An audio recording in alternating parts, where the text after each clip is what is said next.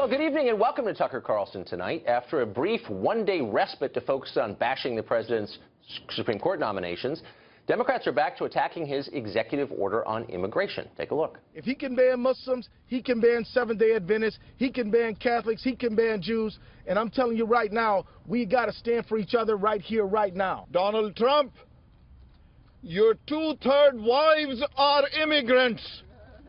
Your children's mothers are immigrant.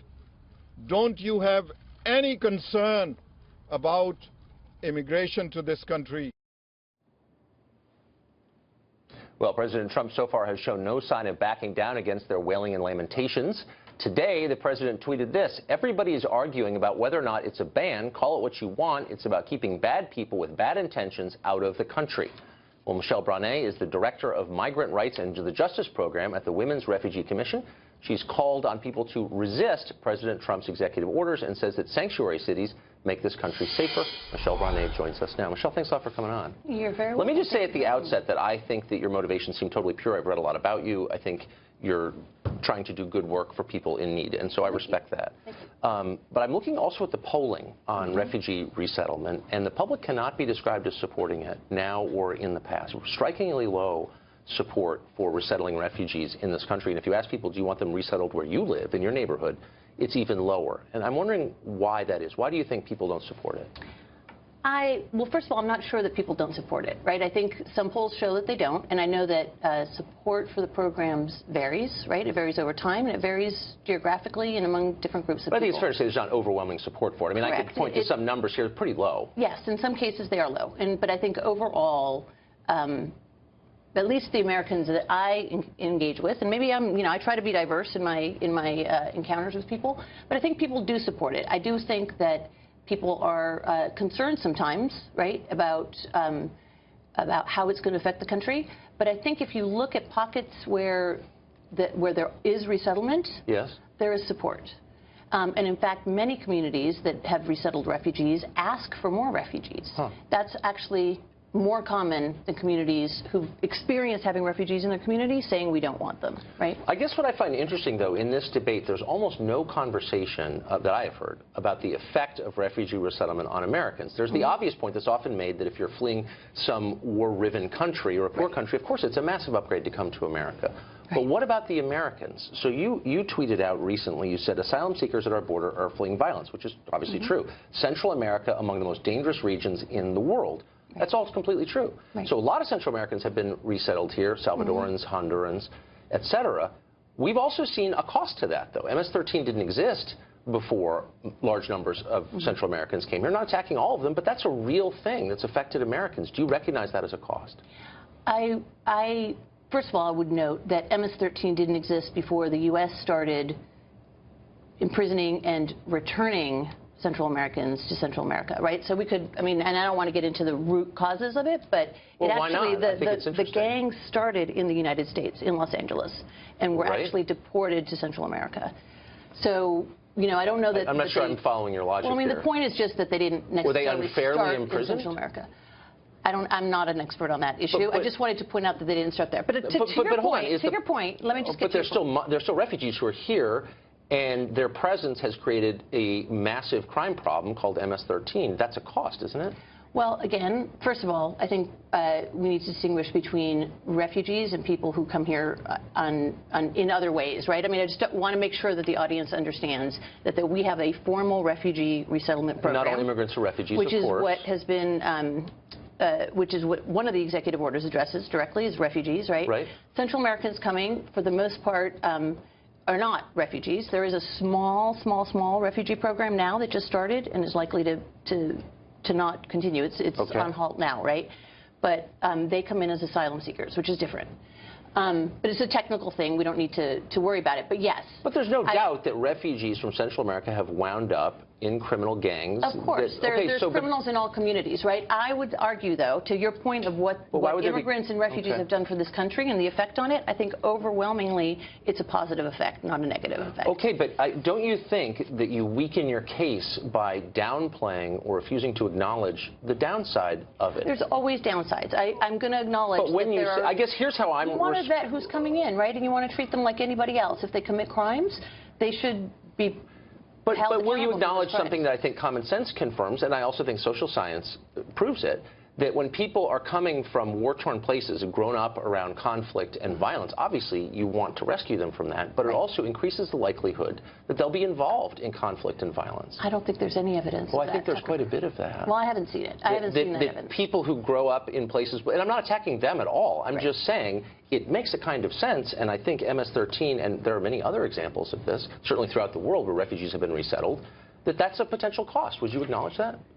What I would say is that what we know and is fact is that communities with higher immigrant populations, including the populations you're talking about, actually have lower crime rates than communities that So don't. you're saying if we were to import... So there's a lower crime rate among the immigrant population in the United States than there is among the non-immigrant. The native-born population. Yep. But doesn't it also make sense, and hard to kind of deny this, that if you import people from peaceful... The people bring part of their culture with them. Sure. And if you bring people from very violent countries, they're more likely to commit violence when they get here. Not if they're fleeing that violence, right? If somebody is actually But do you have evidence to show that? I don't think that that's true, actually. Well, so have if you ever met any of the people we're talking about? Because sure, and I'm not attacking them. I'm just saying we're talking about large numbers of people, so we're speaking in the aggregate, and I have a lot of sympathy for people who want to get out of El Salvador, for sure, or Syria, for that matter.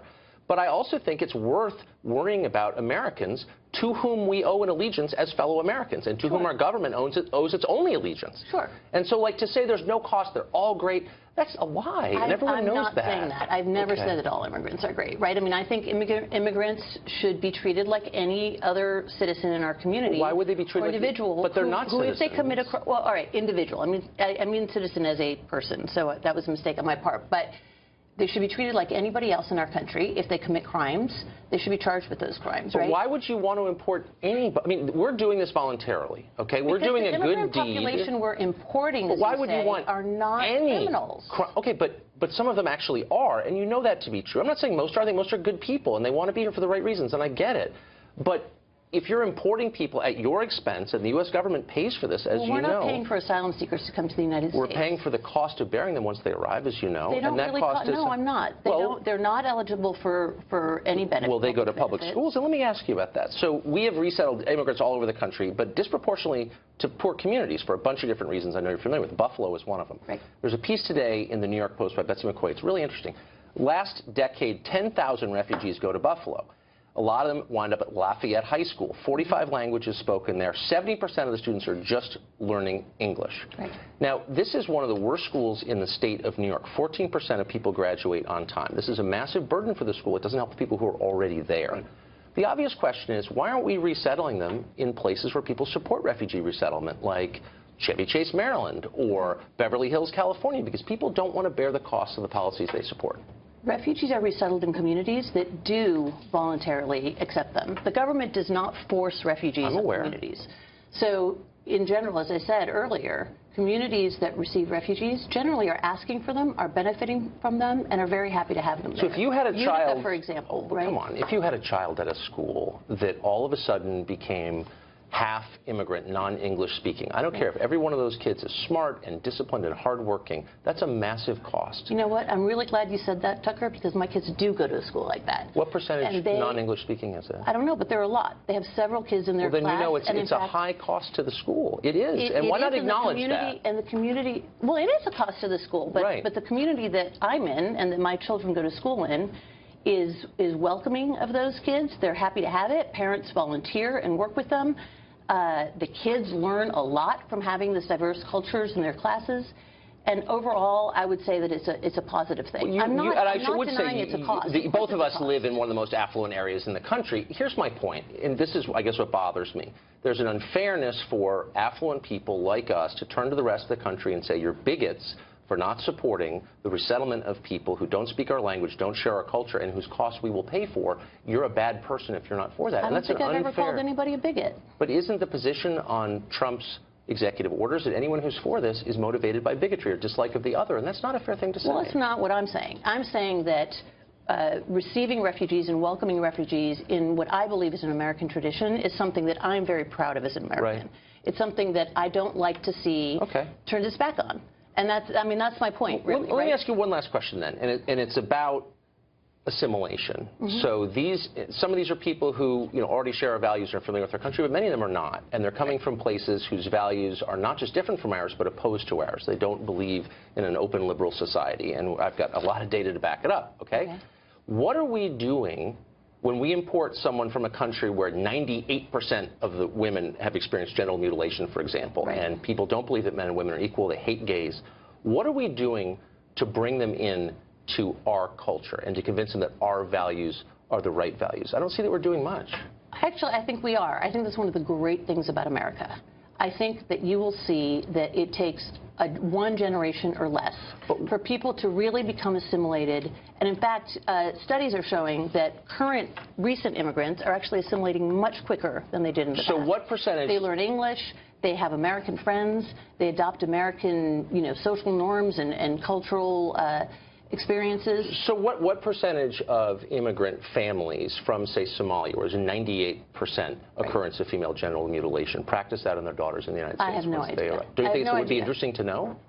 Sure, and maybe there's a study out there that says it, but I don't know what it is, right? But my experience has been that when I speak to Somali young women who have immigrated to this country or whose parents have immigrated to this country, they are very American to me. But do you tell them that that's wrong? Well, I haven't had that conversation with very many of them, but many why not? I have had that conversation with some of them. Look, we worked on, I was at the Board of Immigration Appeals at the Department of Justice at the time when the famous FGM case came up. I remember. And a lot of people were arguing that FGM is not a practice that is acceptable, especially by force, right?